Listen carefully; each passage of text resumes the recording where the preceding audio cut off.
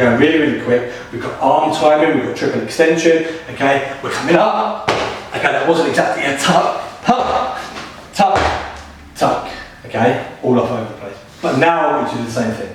Same thing, we're focusing on the tuck jump, okay? I want more spring from the ground, I want a little bit more knee bend. One thing I noticed was landing.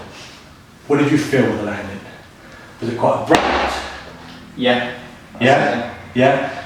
Do you feel like there could have been a little bit of more absorption with the knee? Possibly. Maybe? Yeah. A little bit. This is again just us being picky.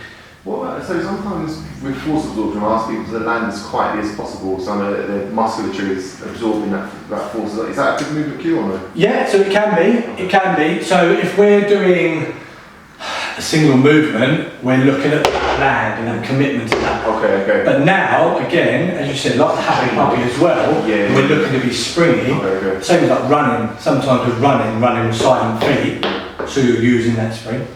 Yeah? Cool. 3 more tuck jumps. I'm sweaty, so I don't know. Getting there. Okay. So.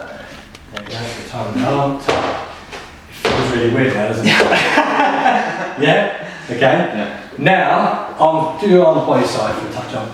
Oh god. Just, you don't have to keep them rigid, but just allow your arms to do what they need to do.